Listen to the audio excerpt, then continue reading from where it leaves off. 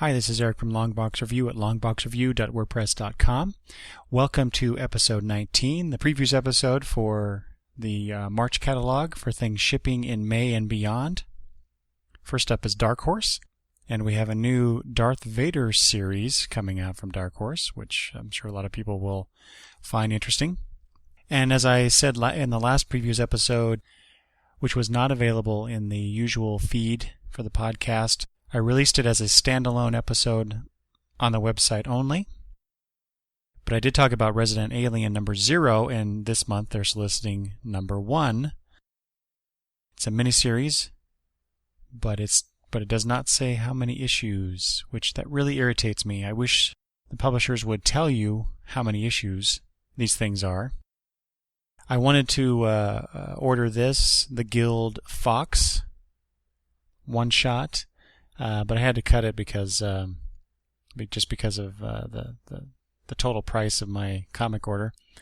But this is written by Felicia Day and Wil Wheaton, and of course delving into the Fox character, which if you're a fan of the Guild as I am, the Wil Wheaton Fox character is pretty damn funny in the show. So I thought I'd get this, but it was the casualty of my pocketbook. Also, last time for the February previews episode, I talked about a Matt Kindt one-shot that I ordered. And here we have this month, Mind Management from Matt Kindt. I'm probably going to regret not ordering this, but it looks interesting based on the description. And as the Dark Horse solicitation copy reads, brain-melting sci-fi. The Phil Noto cover to Buffy the Vampire Slayer Season 9, Number 9 looks pretty cool. It's a split cover featuring Buffy looking at each other.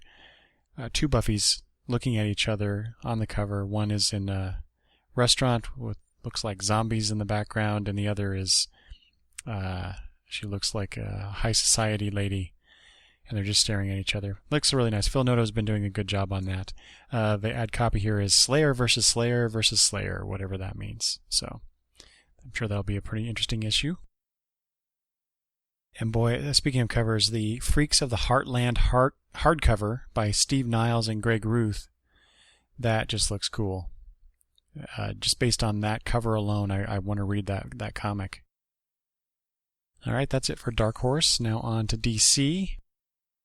The very first page, they talk about the next wave, the second wave of DC Comics, the New 52, spotlighting Earth 2, World's Finest, Dial H, GA Combat, and the Ravagers, all new number ones. Oh, and Batman Incorporated, all new number ones.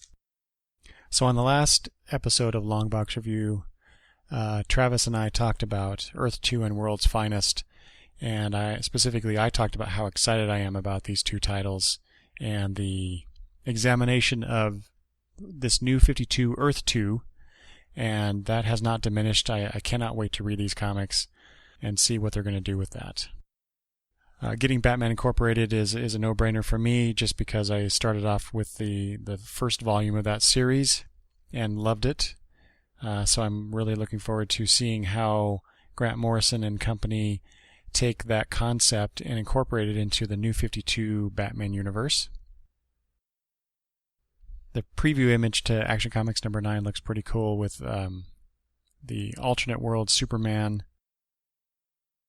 In fact, the ad copy here states featuring characters from parallel Earths, including President Superman.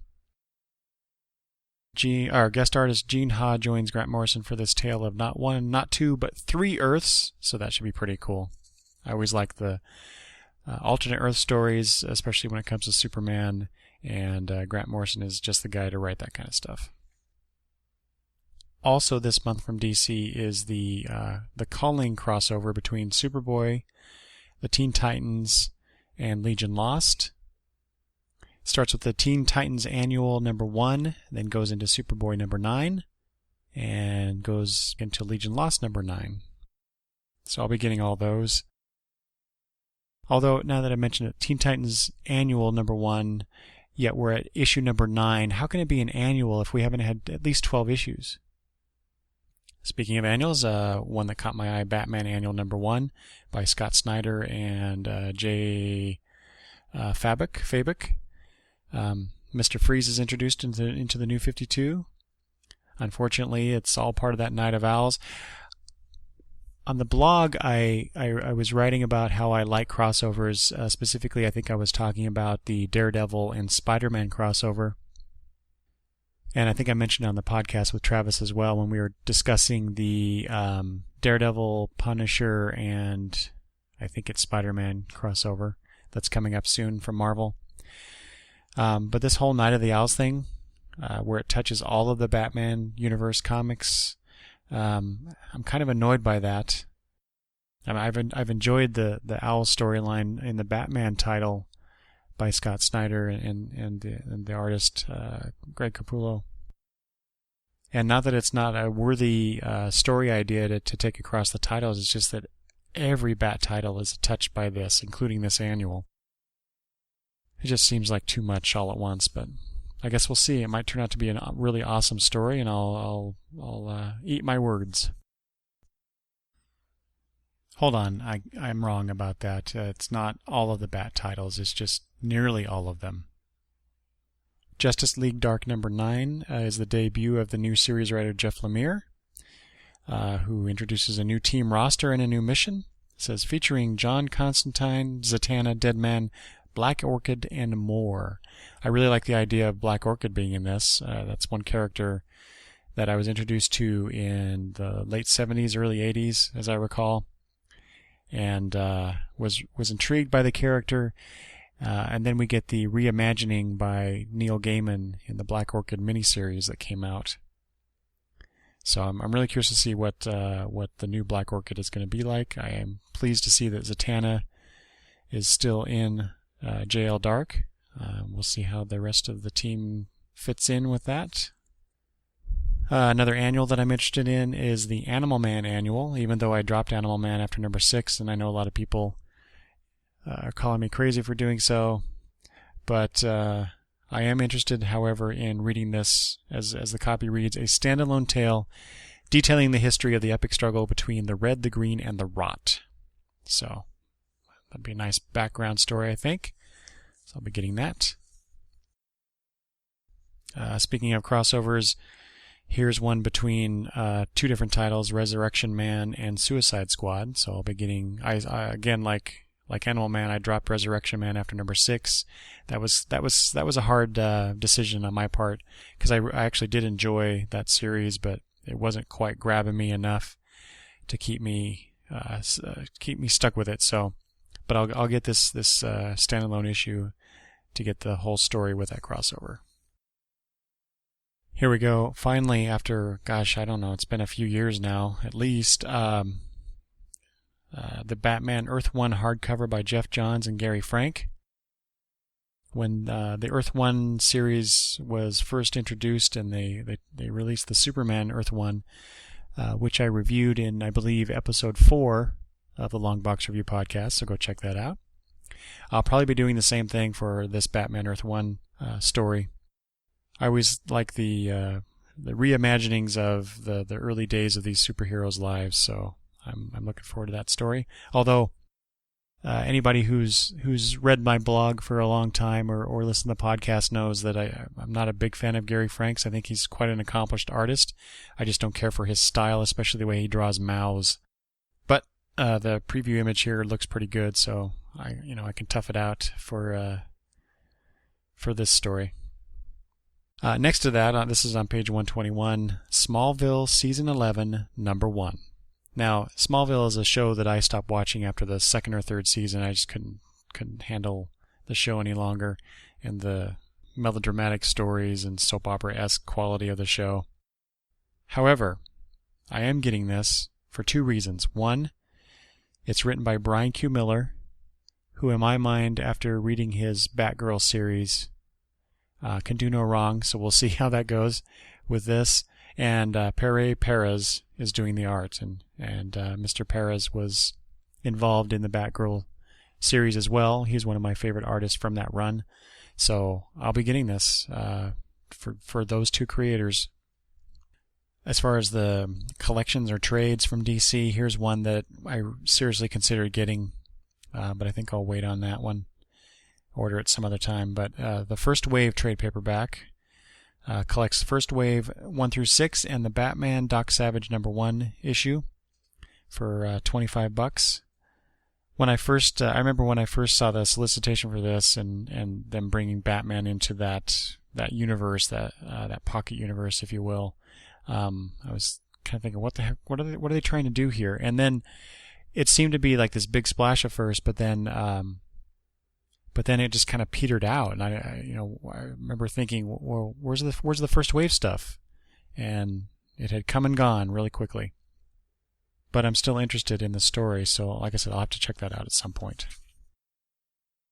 In the DC Comics Kids line, we have the first issue of Superman Family Adventures by Art Baltazar and Franco.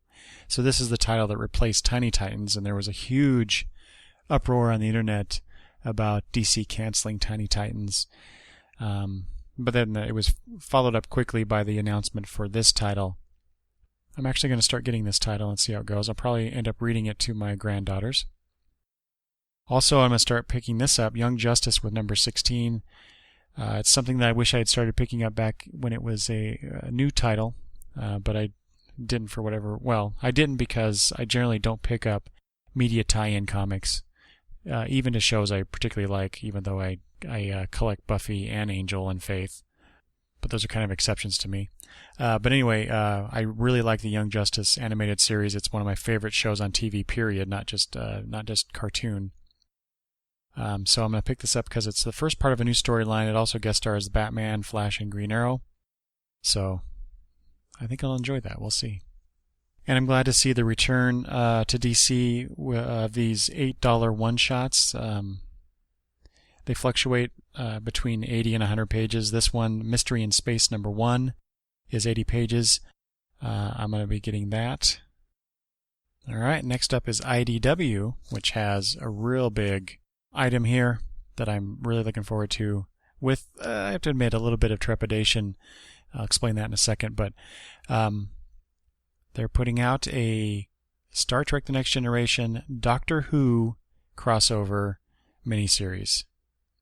It's called Assimilation Squared. Let's see, this is written by Scott and David Tipton with Tony Lee and J.K. Woodward doing the art. So that should be pretty good. Features the Borg and the Cybermen as the villains, so we'll see how that goes. Like I said, I'm looking forward to this, but I have a little bit of concern about it because the Star Trek and Legion of Superheroes crossover that IDW is publishing hasn't really delivered on the expectation I had for that series. I hope this crossover is better in my mind than the current Star Trek Legion of Superheroes one. And I had to really think about this next one. This is on page 155, Trio by John Byrne. So this is his return to doing a superhero series. This is featuring characters, as they call themselves, 1, 2, and 3, but the world, as it says here in the solicitation copy, the world calls them Rock, Paper, and Scissors. And together they are the Trio. I was really interested in at least checking out the first few issues probably. But again, this is another casualty of limited funds. But I always enjoyed John Byrne's work. I collected his Alpha Flight back in the 80s, and I really enjoyed that. And I've read various things over the years of his. Most notably, the Superman Batman Generation series that he did for DC. I really enjoyed those. The preview art on this for Trio looks pretty good. It's John Byrne doing his thing. But like I said, I couldn't take that one on too. Here's something I'd be interested in looking at. I don't know that I'd need to buy it, but it's the Dave Mazzucchelli's Daredevil Born Again Artist Edition. I really regret, I think I mentioned this on the last previous episode, I really regret not getting the John Romita Artist Edition. I hope to be able to pick that up somewhere.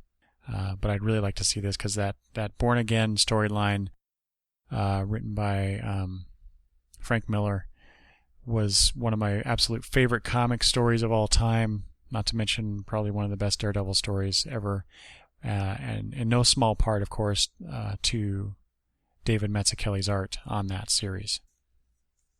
This caught my eye too, page 168, Comic Book History of Comics by Fred Van Lente and Ryan Dunleavy. Said on the cover here, a cover image, it says, "The inspiring, infuriating, and utterly insane story of the American comic book industry." I'd really like to read that. And here's another oddball book, Doug Wildley's Rio, the Complete Saga. So for $50 you get the complete Cowboy series. And not that I'm a big fan of Westerns in the first place, but that cover image and just my desire to read things other than superhero stories lately, especially lately, that really caught my eye. Next up is Image, and the first title in this section is a new series called Mind the Gap by Jim McCann, who's the writer, and Roden Esquejo and Sonia Obuck doing this. Mr. Esquejo does the covers to Morning Glories, and his interior art, at least for this first issue, looks pretty darn good, just like his cover work. So I'm going to pick that up and check it out. There's a lot of new #1 stuff coming out from Image. Dancer, Epic Kill, Youngblood returns. It's not really an issue 1, but is the return of the series. The Grim Leaper miniseries. And again, while not a #1, technically, we have the relaunch of Supreme, number 64. So last month, Image solicited Supreme number 63, which was the final Alan Moore script for the series that they finally put out. And apparently that was a preface to what they're doing now, which is relaunching Supreme, but with Eric Larson doing the story and art. And while I ordered Supreme number 63 to read that final Alan Moore tale, after having read the Checker Books editions of Supreme and really enjoying those, so I wanted to see that final tale, I won't be picking up number 64. Next up is Marvel. And the very first thing that caught my eye for Marvel was Secret Avengers number 27, where, yes, it's an Avengers versus X-Men tie-in, yeah. But what happens here is that Captain Marvel is reborn to unite all Kree. Captain Marvel has always been one of my very favorite Marvel characters. And so I'm really curious to see what Marvel's going to do with the Captain Marvel reborn thing. Is this the Captain Marvel that we used to know, or is this a new guy?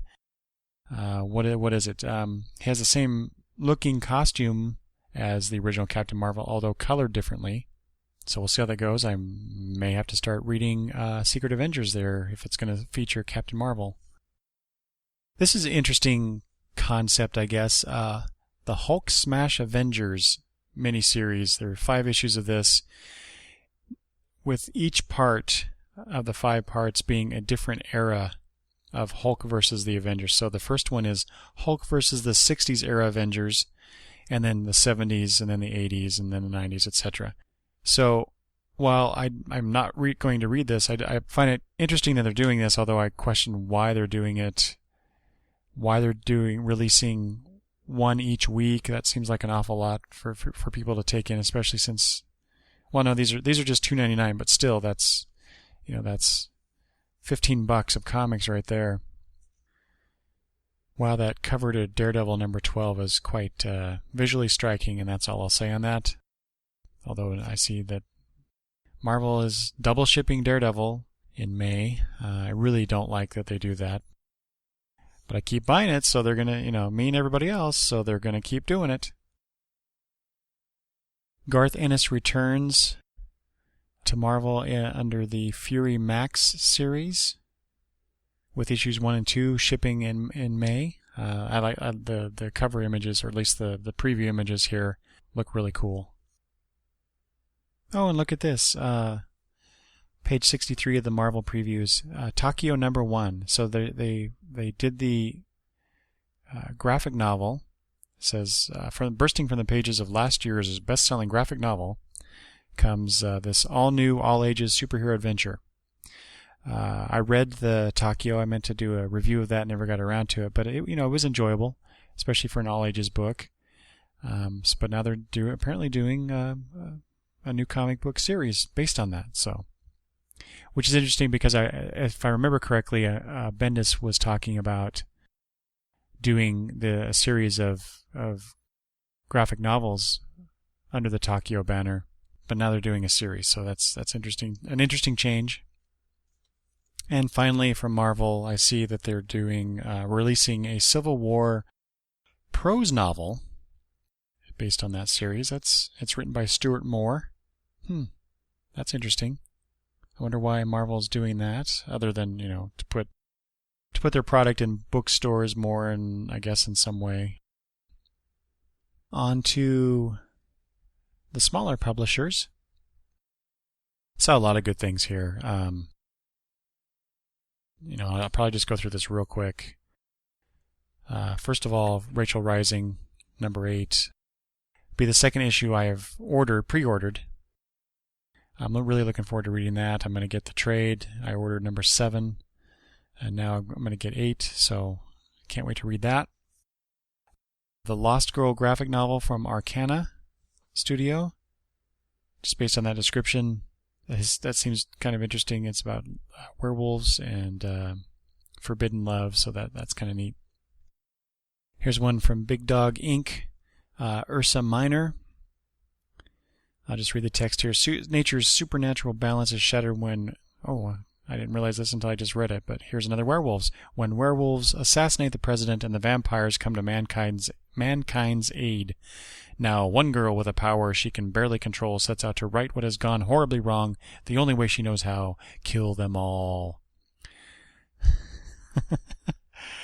I liked it up until that last part, so... let me go back one second. Azure Press has a book called Storm Rider, which... This is number 2. I missed it last time, but this features the character of Thor, not the Thor that we all know from Marvel Comics, of course. But I'm always intrigued by how different publishers treat the Thor character.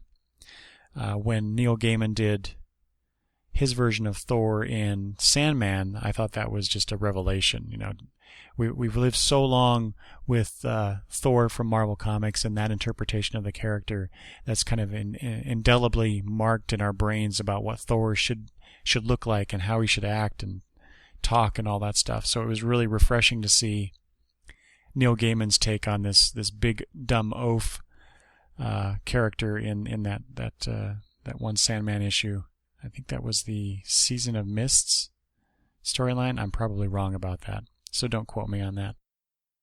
But I see that cover image. I'm like, is that Thor? And I read the solicitation title, and yes, indeed, there's Thor. So curious about that. Boom Studios, the final issues of both Incorruptible and Irredeemable. So that's Incorruptible is ending with issue number 30, Irredeemable number 37. Now I kind of regret not getting the later issues of these titles. I dropped Irredeemable at 25. Incorruptible, I think I dropped at 12. But I did pick up the crossover. I think it was a 3-part crossover just recently, and enjoyed that. So maybe I'll have to go back and pick up these issues at some point if I can find them cheap, especially. Also from Boom is the title Higher Earth. They're coming out with the first issue with a special $1 price. This is written by Sam Humphries. That's interesting. It gives a lot of the artists for the cover art, but it doesn't say who's actually drawing the interior of the book, as far as I can tell. But nice cover art. You got Joe Benitez doing one, Phil Noto, Ben Oliver, and what caught my eye initially was the Fraser Irving cover. So another sci-fi story whose premise is really interesting. It says here, you are illegal on this Earth. Space is dead. Why conquer other planets when there's a perfectly good Earth in the universe next door? This I found really interesting in the timing, especially. So Dynamite last month solicited the new Shadow series, number 1. This month they're doing a very similar thing in the classic character, the Spider, number 1. By the way, more great covers from Alex Ross, John Cassaday, and others. but I find it really interesting that the same publisher would come out with two titles with somewhat the same characters. I mean, if you look at them, they're both pulp characters who go around shooting people, and they both wear hats. And that's really all I know of the Spider. But I mean, visually, if you look at this, they look very, very similar. The new Overstreet Comic Book Price Guide, Volume 42, is being solicited. I got the previous volume last year, and I intended to go through my entire comic collection and price everything according to the Overstreet Comic Book Price Guide. And now here's the updated version, and I haven't even started my project. Oni Press has Xoc, I think that's how you spell or say it. It's XOC, The Journey of a Great White. This title explores the ocean's wonders through the eyes of a great white shark as it treks from the Farallon Islands off the coast of California to the warm waters of Hawaii. That's one of the nice things about comics. You can pretty much do anything you like, but I'm really curious as to how good this really would be. If anybody reads that, I'd really like to know what you thought of it. Here's a new graphic novel by Eddie Campbell called The Lovely Horrible Stuff. This is put out by Top Shelf. Of course, this caught my eye because of Eddie Campbell's work on From Hell with Alan Moore. And plus the book cover image is basically a riff on U.S. currency here. So I'm really curious as to what this is. The ad copy reads, his latest book is a dizzying autobiographical investigation into money. It's a voyage that takes him all the way from the imaginary wealth of Ponzi schemes to the real hard stuff on an obscure South Sea tropical island where he investigates the history of the stone money. Some really interesting things coming out from the small press publishers. And if I had more money, I would get more of these things. You probably heard this in the news. Valiant Comics is returning, and this is their first foray of their return, Exo Man of War #1. I found it funny, the two-page spread talking about the Valiant returns here in previews. They have this bulleted list talking about how many comics they sold, how many video games they sold based on Valiant characters. Here we go. Named Diamond's New Publisher of the Year in 1992 and Diamond's Publisher of the Year in 1993. If I were, I don't know, I guess, something old returning to be new again, so to speak. I guess that's news, but to tout something that is so old, 1992 and 1993, as a selling point, doesn't impress me any. Here's something else curious. For the figurine collection magazines from Marvel and DC, usually I see two characters being solicited in previews, but this month for both, as I said, Marvel and DC, there are 3 characters. So what's up with that? One of DC's characters is the new Aqualad that was introduced in Brightest Day, whom we have not seen in the New 52, which is kind of too bad because I like that character. Of course, that's the character that the Aqualad in the animated series is based on, or maybe it's the other way around. Maybe DC knew, maybe the whole animated series thing was in production well before Brightest Day, and they introduced that character into the comics as a way of introducing the new Aqualad from the animated series. I don't know, to get some cohesiveness, I guess, for the character between the two media. But anyway, in other words, I'd like to see that character return in the New 52 at some point. If you didn't know, Neil Gaiman's American Gods novel is coming out with a 10th anniversary edition. 10 years! I can't believe it's been that long since I've read that book. And that was a great book. If you haven't read American Gods and you're a fan of Neil Gaiman, I don't know what's stopping you, what kept you, but here's your chance to read the 10th anniversary edition. This also contains newly updated and expanded material with the author's preferred text.